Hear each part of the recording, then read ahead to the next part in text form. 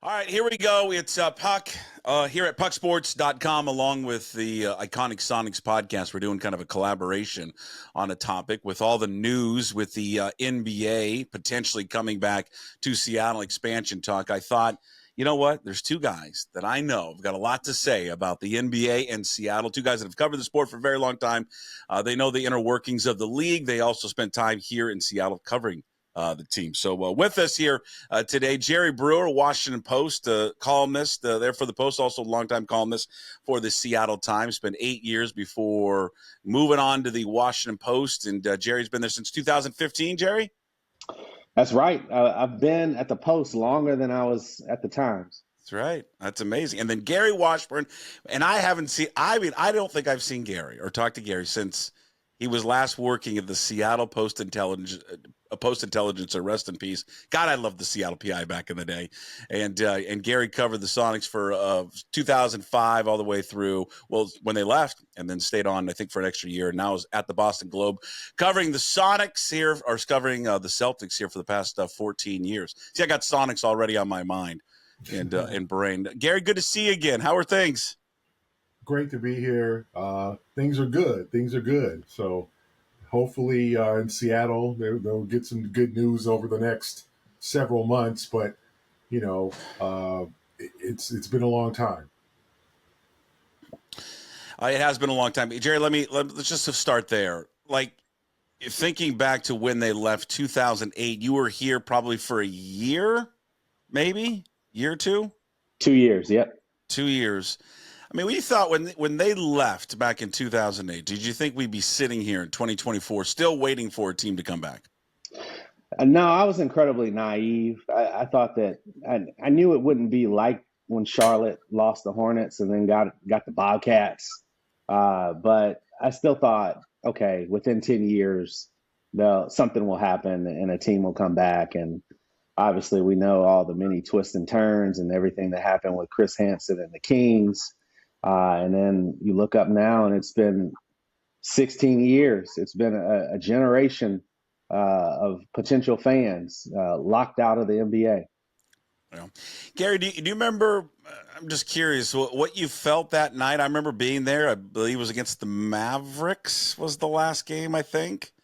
You remember what that reaction was like and just covering that team in those last few years, but specifically, I guess, Gary, that last season and knowing what was going to unfold, you look back and think back and go, man, I literally cannot believe it's 16 years since that city has not had an NBA team. Yeah, that last year was hard in terms of the lack of understanding. First of all, like the team got purchased by Bennett. Jerry, one of Jerry's close friends in the NBA, it was Clay Bennett. By the way, I'm sure he'll have a story for you on that. I think it was like was it? Yeah, it was the draft when they drafted Westbrook. That when they were like 3 days before they moved. Jerry's got a funny story, but anyway, they had been sold, and Presti had taken over. And the first thing he did was trade Ray Allen. And the Sonic fans thought, okay, they're basically pulling an Oakland A's here. They're trying to cheapen the worth of the franchise so they could move. But then they drafted Durant. They traded for Jeff Green.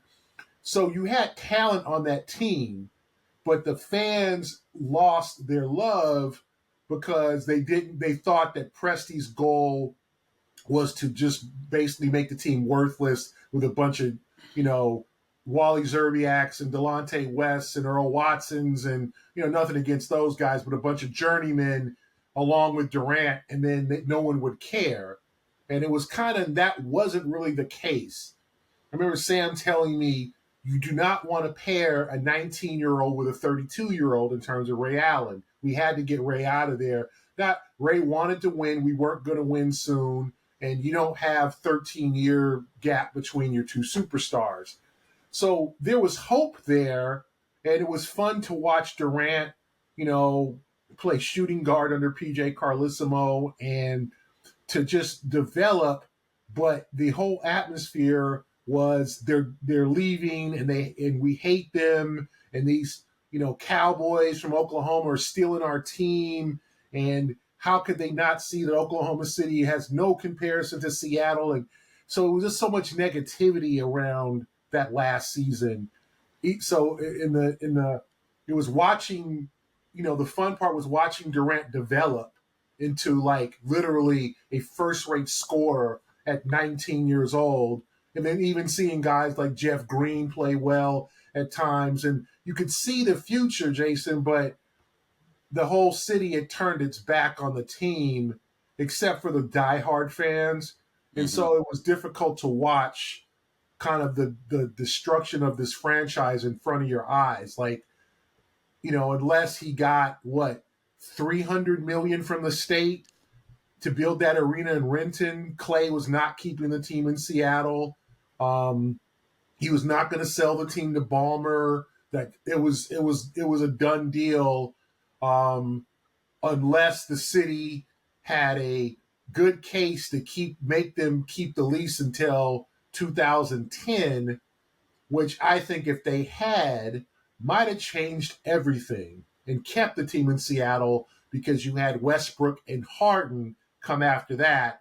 And does Stern sign off on a relocation when you have 3 future Hall of Famers in your lineup?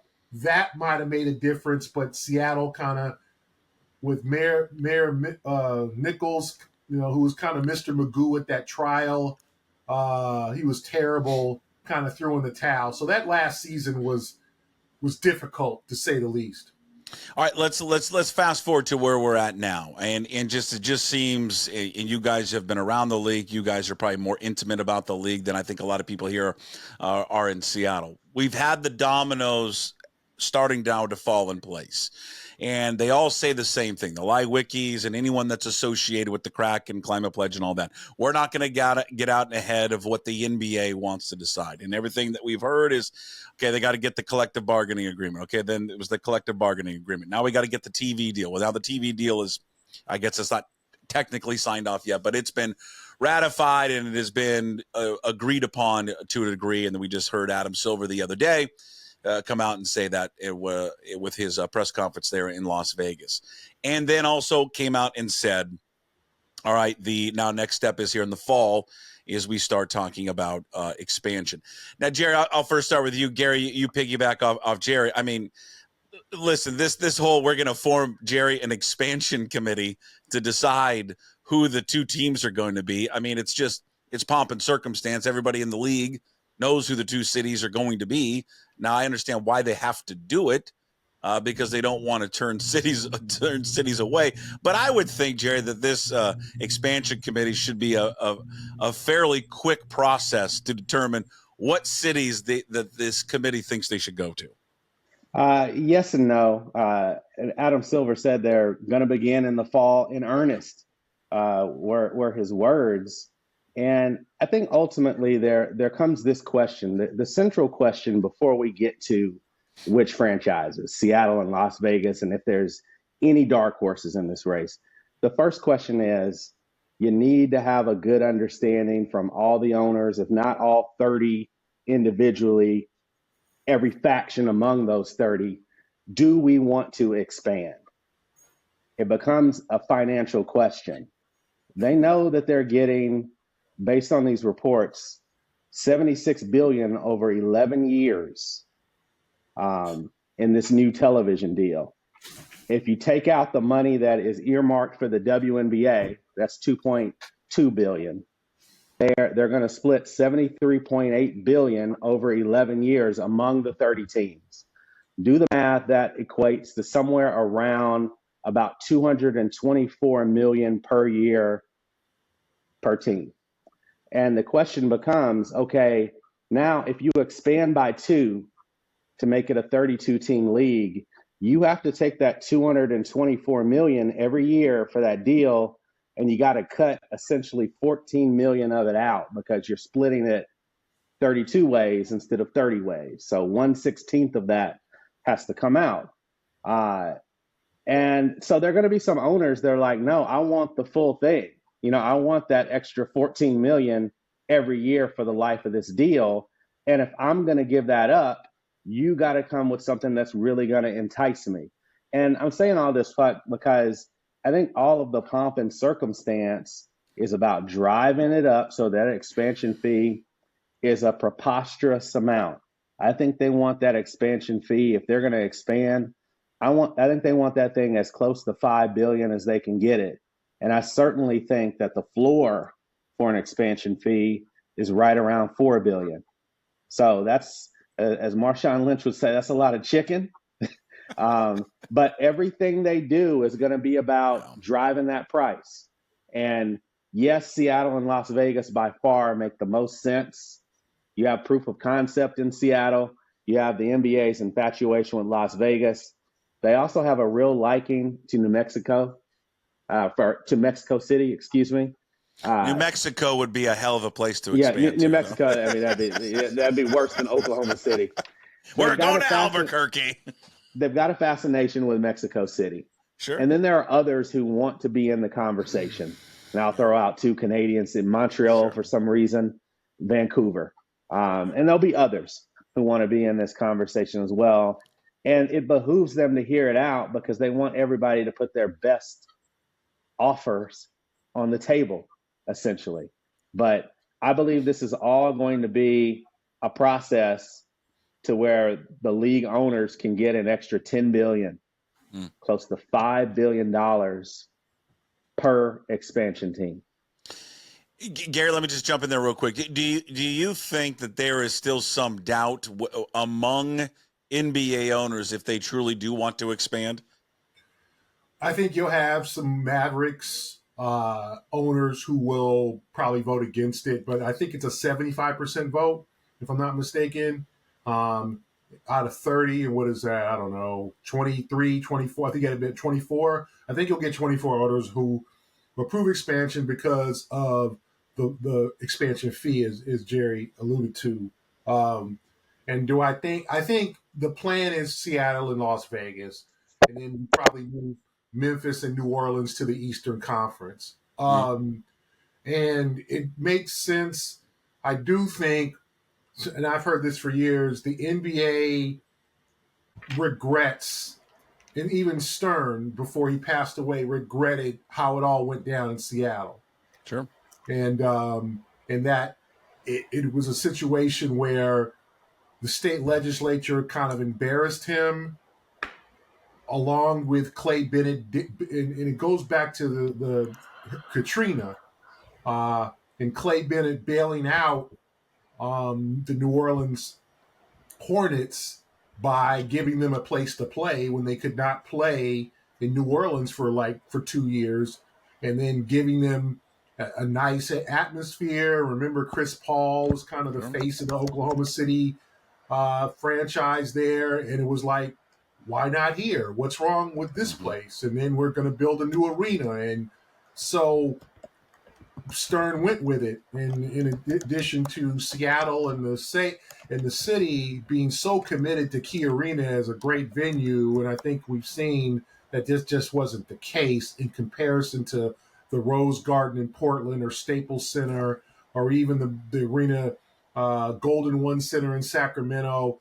The arena was where it was at, and I think 16 years ago, that mentality just wasn't universal like it was in the NBA office, where Stern went to Milwaukee, went to Sacramento, and said, we will take your damn teams out of the city unless you build a state-of-the-art arena. And those, after they saw what happened in Seattle, they fell in line. Mm-hmm. So I do think Seattle is on their list. I think the ownership situation settled.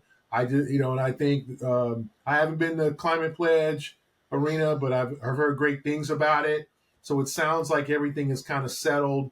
And then in Las Vegas, they're literally building 2 arenas that will be NBA ready. I think one near MGM, and I think one kind of little outward. So they might play at T-Mobile, which is a very nice arena, but that's not where they're showing Silver. Yeah, this is a nice arena. This is where you had the play-in tournament. To play in the in-season tournament. This is real nice, but this is nothing compared to what you're going to get for the new Las Vegas team. So that impresses owners. So I don't think it'll be a problem. As Jerry mentioned too, Don't sleep on Mexico City. Don't sleep. And then there's cities like Louisville and Kansas City that want back, that want in. And Kansas City's obviously hadn't had a team since 1985.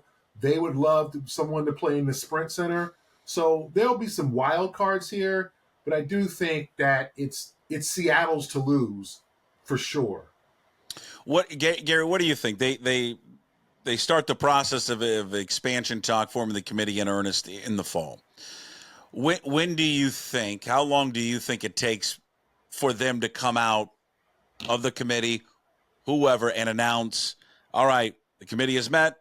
We've decided we are going to these two cities, or we're going to one city, whatever they decide. How long do you think that process takes? That might be a year process. Really, that long? With all the presentations, having to visit the cities and all that. Because you don't know what wild card city, like Jerry mentioned Montreal.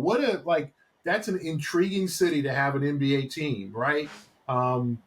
That's something that I'm sure that excites owners. Like the French influence in Montreal, more of an international city. Maybe it's kind of considered more of an international city than Toronto is. So giving them a second team in Canada, like that's intriguing. If, like, let's say there's an ownership group and they have an arena built. I don't know whether they play the same arena as what was it, the Molson Center or something like that, or is the Canadians. But that's intriguing. So I don't think this is a slam dunk, Seattle, Vegas, although that's what I've heard. I do think there'll be some wild cards, but I do think there'll be extensive consideration because Silver does have a fascination with international, and that means Mexico City too. And just throw them in the Western Conference. They already have a G League team there. And if he, in that market, Mexico with 300 million people, that is intriguing for an attractive NBA market that will make money. Vegas is not a big market as much as people love Vegas, and it is, the city that never sleeps. It's not a huge market. Mexico City is, 50 times bigger market. So you're asking, and Seattle is not the hugest market, although it's a solid market. So you're asking the owners to incorporate two, not smaller markets, but not top 10 markets into the league. So Montreal and Mexico City might have an outside shot if they can sell some of these owners, especially in guys, look at this one, the whole James Dolan thing with his revenue sharing. He don't like it. He owns the Knicks. He does not want to pay Charlotte's bills. He does not want to pay Atlanta's bills. Okay, that could be with some of the larger market owners, especially with this second apron and the tax bill that they're paying for some of these teams to put some of these teams on the court. They might be in it for the money and the market size. So that could be another wrinkle. Jerry, you can imagine. I want to piggyback here or lean on you on this one, just because you've been here more recently, and you know what the atmosphere is like here. You know what the temperature of the fan base and what the dialogue is here. People think, and I'll include myself, that it is an absolute foregone conclusion that they're coming here, and zero doubt. And just the way that everyone has talked about it. So to hear you guys talk about Mexico City, Montreal, it gives me pause, just because I know how owners think, and I know how it's, is loyalty something big to them? Is righting a wrong something big to them, important to them? As Gary, you point out, we can right a wrong, but I'm with you on Mexico City. I've spent a lot of time in Mexico. I understand how popular that sport is. The NBA is in basketball in general, and I get how many millions of dollars and how much you want to tap into that demographic in that market. And it's probably the same now with the influence of the French and why you want to go to Montreal. But I think when people hear this and watch this, Jerry, they're going to be a little taken aback, because I think when they heard him come out the other day, that I'm talking about him being Silver, and saying that, in earnest, we'll start the expansion. I think people think, it'll be a couple months, and then they'll be like, it's Seattle, and by the end of November, December, they'll make the decision. And hell, we can ramp this thing up in about a year. I'm just telling you, I think that's what a lot of people here in Seattle feel like. Yeah, I would agree, Puck. All the Sonics fans and followers that I talk to anticipated on that in that same way. That they feel like it's right and wrong.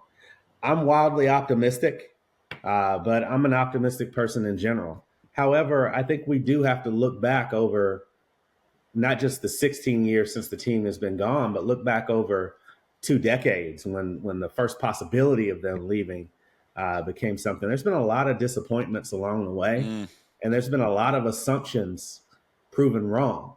And so we need to have our guard up, and we need to understand this is a business deal done by cold businessmen. I will say one thing that I will say, without any kind of holdback.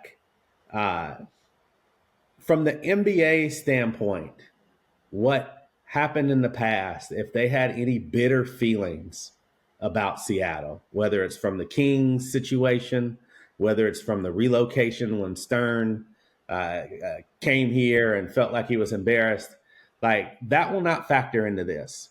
This is everyone needs to understand. The NBA needs to understand this is a new Seattle.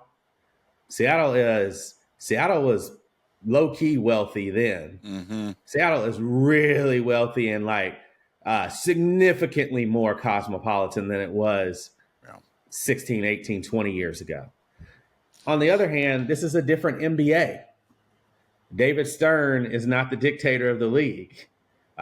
Instead of a dictator, you have more of a diplomat in Adam Silver. Adam Silver is a deal maker. And so if there's a deal to be made with Seattle, and I think he does like this market, I think he'll make it.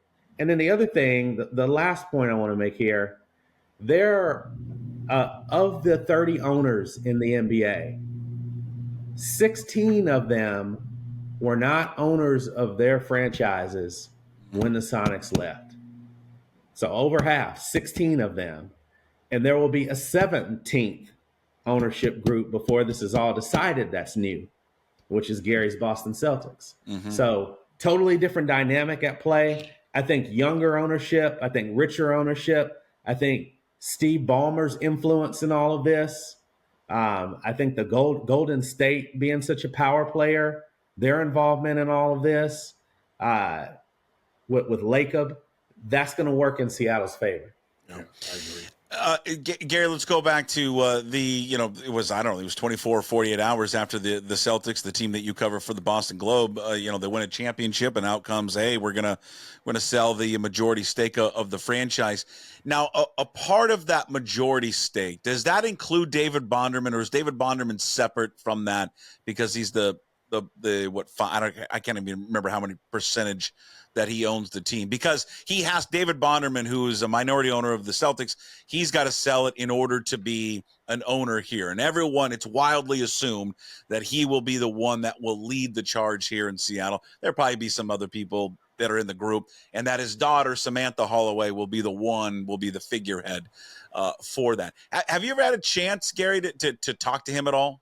David Bonderman? No, I haven't. Some minorities are very present and at games. He's not one of them. He's kind of in the sticks there a little bit. Yeah, he would have to sell his team and his part of the team. Now that adds a wrinkle, Jason, because there is the main minority owner is Steve Paliuca, who wants to buy out Wick Grosbeck. Okay. The question is the money. Okay. The thing is that, okay, there's like levels here. If Steve Ballmer had Wick Grosbeck's money, he would jump off the Space Needle. Okay, like Grosbeck is rich and Ballmer's wealthy. Okay, yeah. So the fact is that the money then comes into play. How rich do you want your owners to be? Is there, because something for the Sonic fans to watch is what happens in Boston. Does an eccentric guy, billionaire, just come and go, yeah, I'm ready to own a team? Does a candidate to buy the Sonics come to the forefront? Because this was a shock. No one saw this coming besides the insiders. And I'm sure there was some insider owners. So it'll be interesting to see how much money the Celtics sell for and who buys it and how that affects maybe what happens in Seattle. And Grusbeck wants to sell his majority share, but Paliuca wants to collaborate the rest of the minority owners to maybe buy him out. Will the NBA be good with that, or will some multi-billionaire come in and go, yeah, I'll bid them by $2 billion. So what's up? When when do we give me the keys to the arena? Like, so this whole thing will be fascinating because you very rarely had one of the league's benchmark franchises up for sale. I don't know how long Dolan's owned the Knicks, but it's maybe 15, 18 years. The Celtics were for sale in 2003. The Lakers have never, since Jerry Buss bought the team in 78, they've never, so usually the benchmark teams usually stay home and stay put in terms of ownership. So this will be interesting. And in terms of do I think it's a cinch for Seattle? I'm not going to say a cinch. I think it's Seattle's to lose, just like it was 16 years ago if they had followed the map to keep the team in Seattle. And I understand Seattle fans being a little burned by that process because the state and the city, people, well, whose fault was it? It was the state, the city, everybody played a part in that misery. It was botched. The mayor botched it. The state botched it. They wouldn't even, they wanted the Seattle City Council to drive to Portland to go see the Rose Garden. They refused to do that because, remember, the Rose Garden had just been built. The state-of-the-art arena in the Pacific Northwest, the Sonics rival. Hey, your rival has just built this brand-new arena. Or even Denver, which now, back then it was the Pepsi Center. Denver had just built a new arena. Remember Clay Bennett telling me on a Sonics road trip to Denver, this is what we want right here in Seattle. This is the kind of arena we want. Mm. If we do this here, we'll stay. Because, as Jerry knows, Clay Bennett was not the money man. He was the what's the guy who got he got to crash his car. McClendon, who drove his car into a wall with no brakes because he was cheating. But he was the money man. Clayton was the face. Bennett was the face. Bennett said to me, "Do you think I'm stupid? You think I would, if I could make my owners, the guys that are looking up to me, if I could make them $1 billion staying in Seattle as opposed to $500 million in Oklahoma City, we're keeping the team in Seattle." He was like, if they make me the deal I can't refuse, we're staying here. It's just Seattle refused to negotiate. So he was like, they made it easy on him to take the team to Oklahoma City. And so I understand why fans are a little betrayed by that process. So I see now what I've seen in Seattle is different. The WNBA team is flourished. When Bennett sold that team, it's continued to flourish. The NBA noted that. The hockey team is now here. That's noted by the NBA. As Jerry said, Seattle has grown exponentially in the last 16 years, right? And so it is a big league city that just needs a basketball team. And I just think in 2008, there was a lot of arrogance. We're Seattle, and I get it. I've lived there for 4 years. If you don't know Seattle, you don't know it. It's a lot in a sense like Boston. People love it here, and a lot of people have never been here and stereotype it. People, all I thought Seattle was it rains a lot. And that's where Ken Griffey plays. So now Seattle has grown, Microsoft, all of these businesses, right? So it is a completely different place. And I think that helps it in terms of expansion. I don't think it's a slam dunk, but I do think it's Seattle's to lose because the situation is so much more positive. And as Jerry said, half the owners are gone. And so, but you do have this subject with Dolan brought up with revenue sharing and the second apron and the tax money with this new CBA that some teams are paying up to upwards of $200 million in taxes to put a competitive team on the floor. like Golden State, like Boston will eventually to win a championship. So they're going to want extra money, an extra revenue stream in this expansion process. So they might be out for who gives them the biggest paycheck. Jerry, give us just a thought, an opinion. What do you think the best case scenario timeline is that they would start play there at Climate Pledge Arena? I think the best case scenario would be the start of the 27-28 season. I think that the best case scenario is the first draft pick of the new team is in the 2027 draft. Anything sooner than that is a bit of a crash timeline. And in order to get it sooner than that, I think you would probably have to make a deal that is financially foolish if you're trying to run a business. I think most people, Gary, out here have thought 26, 27. And fools, and hold on now I'll give you one worse. Now, fools like me, I want 25, 26. That's what I want. Next 2 years. He wants Cooper Flag in Seattle. I do want Cooper Flag in Seattle. But this guy's about to be a senior in high school. The next Sonic is like literally the number 10, the number 1 recruit coming in for the class of 25. No, and will 26, do you know who's a free agent in 26, 27? Paolo? He actually might be, but no, because he'll sign a max deal. He'll sign the max deal. He'll be 39 years of age. Oh, Durant. Kevin Durant will be a free agent going into the 26-27 season. Can you imagine that coming that full circle? Well, I asked this because the timeline for people out here is actually I've heard people say 27-28, Gary, but you keep hearing, well, it's, once it's 2 years, once they say it's going to be 2 years after that. But I went back and looked. That was the case with the Bobcats. Now, I don't know all the particulars with the Bobcats, other than I remember they needed to get an assurance that they were going to build an arena. And I don't know how long that process took, but they ended up playing at a temporary one as the new arena was getting built. Yeah. But if you go back further, the Grizzlies were announced that they were going to be an expansion team. I think it was February 14th, 1994. They played the next season. They played in 95. And they had an arena. It was already done. It's like Climate Pledge. There is an arena here. They don't got to wait. Like the Vegas thing to me, I think people here do not want to wait on Vegas because, as you pointed out, Gary, they've got two competing groups trying to build arenas there who haven't broken ground yet. I don't even think have all the permits yet to even do anything. So, I don't even know how many years away are we on that one. Plus, they're trying to build a new baseball stadium there. How many hurdles is that thing going to go through? The Miami Heat in 1987, it was 1987, they were awarded.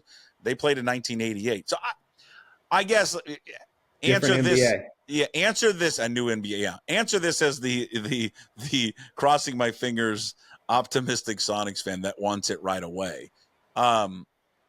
Gary, can you see any fast tracking of a team here? No, because of the arena situation. I don't think it has a lot to do with Vegas. Vegas still has T-Mobile. Okay, remember that is where they had the in-season tournament. That's a capable, solid basketball arena. It's not brand new, but it's relatively new, and it's that's where the Aces play at Michelob Ultra Arena. But then when Caitlin Clark came into town, they moved to T-Mobile, which is a 20,000 seat arena. So Las Vegas can buy some time and say, okay, you guys play the in-season tournament here. We can play the Las Vegas, whatever, gamblers or whatever. We can play 2 years here until whatever stadium, until Wayne Newton Arena is built in suburban Las Vegas or whatever. The state of the art, with dancing girls and all that, all that Vegas stuff is going to be there. So I don't think, anyway. You're dating yourself. Yeah. Will they have polls in the new arena, Gary? Yes or no? Yeah, it'll be interesting. That whole James Harden can't get there fast enough. Yeah.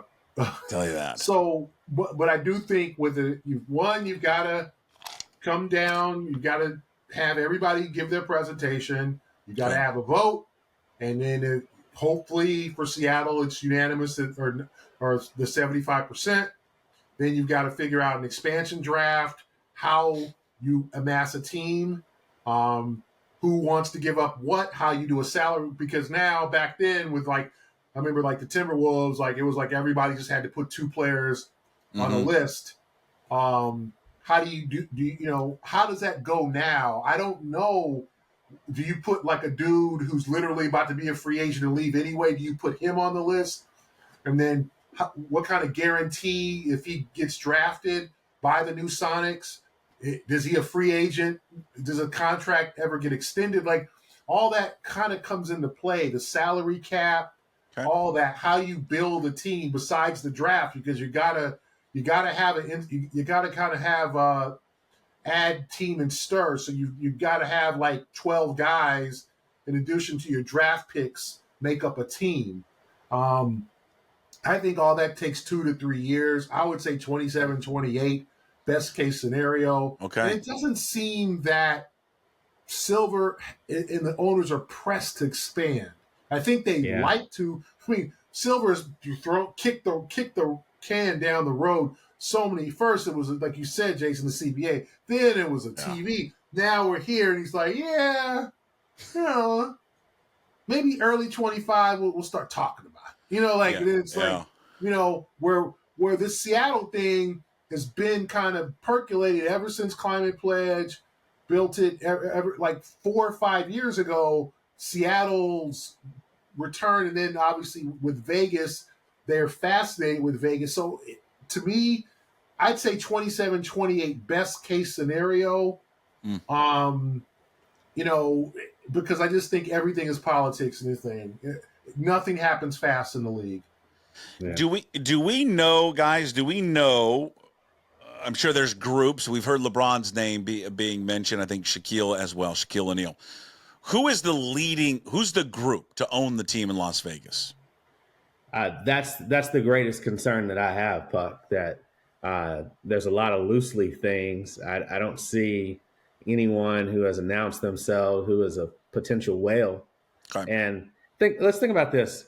It's a heck of a deal to get this thing done from Vegas's end. I think it's pretty plug and play and simple in Seattle.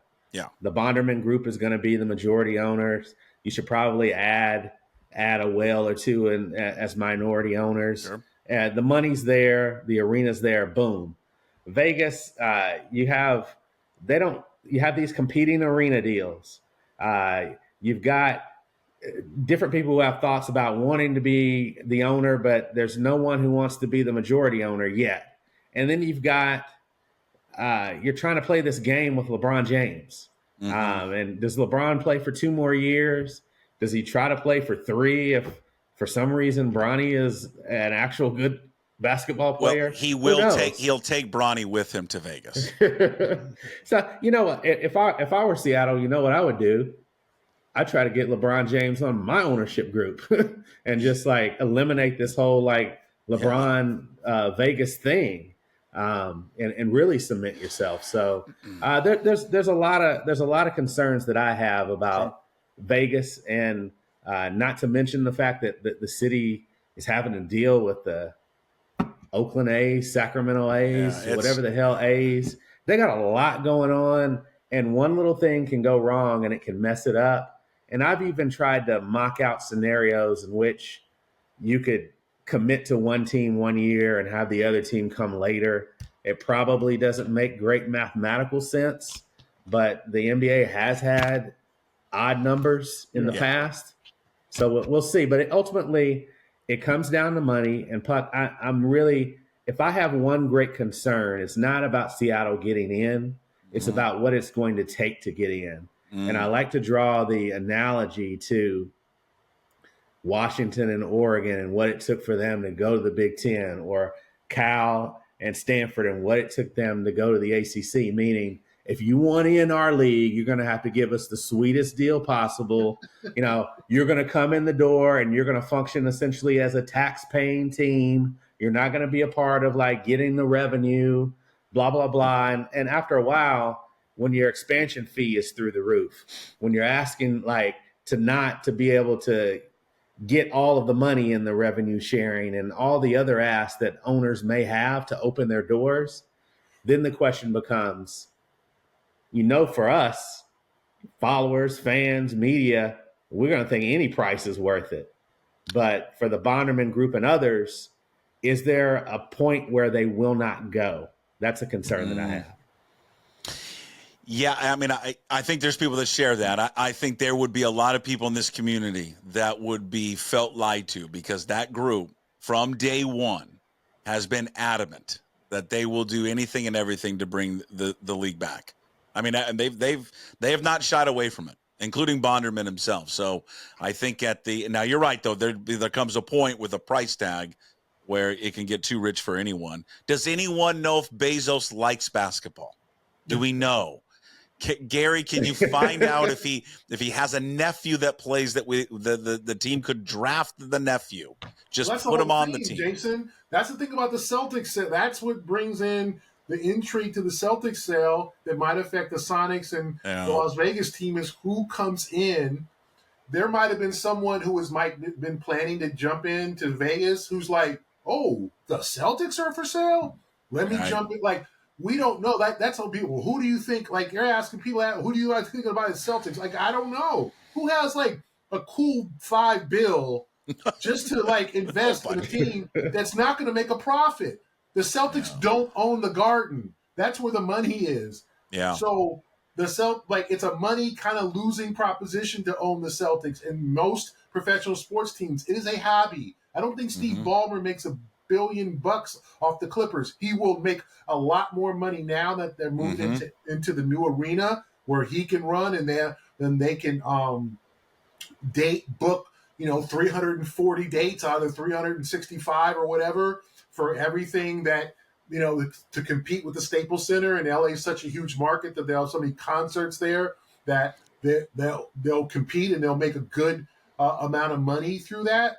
But I think Sonic fans should just observe what happens in Boston and how quickly the team sells and who comes to the forefront, because there's going to be some eccentric owner. There's going to be some Ballmer, some Mark Cuban kind of guy maybe, who is fascinated with the brand of the Celtics and wants to be the next owner. And I think it could be that too in Seattle, but I do think there's enough, obviously, power brokers in Seattle to make it work. I don't think the league is worried about bringing the team to Seattle. Like Jerry said, I think they're worried more about Vegas and how that all is going to pan out.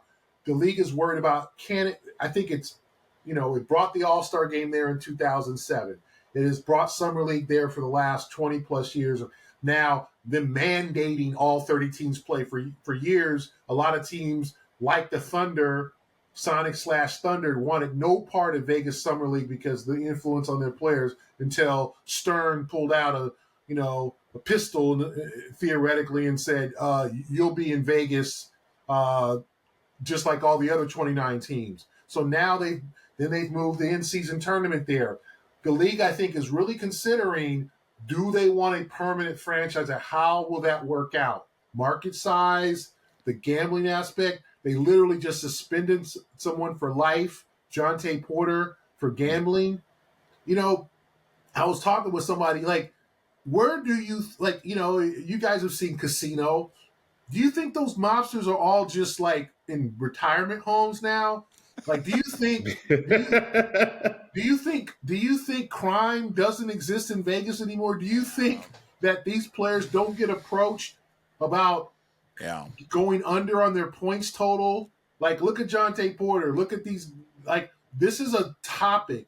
So I think the NBA is like, are we so sure we want to run to things kind of calm down, but like the whole organized crime? Do people think that is that gone away? Like those guys don't do business in Vegas? They don't proposition guys?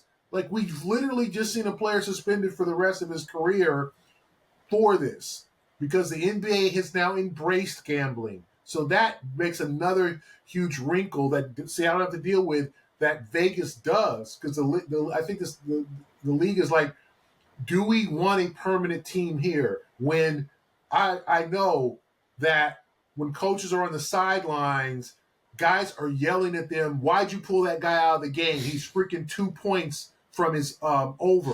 I got him in a FanDuel parlay, Yes, coach. exactly. He got 27. I need him to get 29. What the hell are you doing pulling him out? I know they're up 32. Like, let him score another. But, literally, coaches are getting yelled at by fans on the sideline about sports betting, and about parlays, and about over-unders and all that. So, I think the league, as much as Seattle, I think, is good, the Vegas thing might get sticky.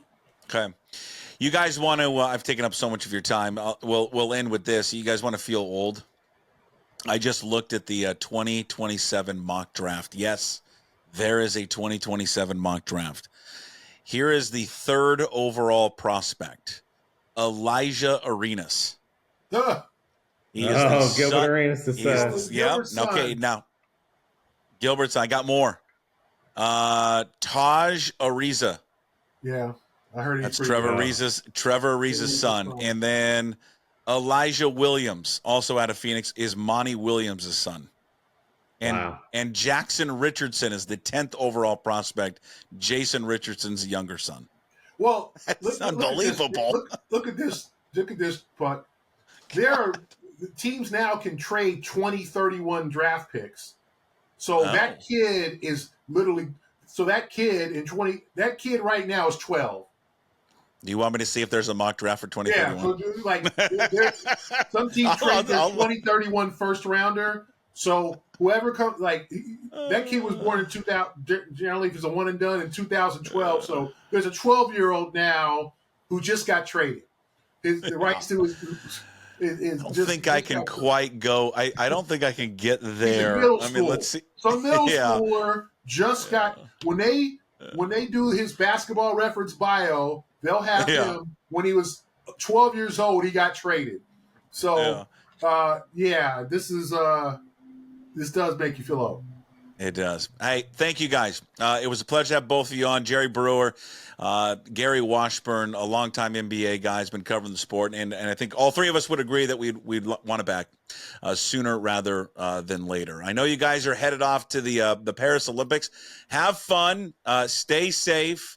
Don't be like the mayor and go swimming in that river. Okay. There's no reason to do that. No reason to do what she did. Jerry and Gary, thank you for the time. We appreciate it. Take care, man. Thanks a lot. Jerry Brewer, Gary Washburn, and again, just talking about NBA expansion, long conversation here on Puck Sports, also on the Iconic Sonics podcast. You can catch us anywhere, YouTube, Apple, Spotify, wherever you find your podcasts.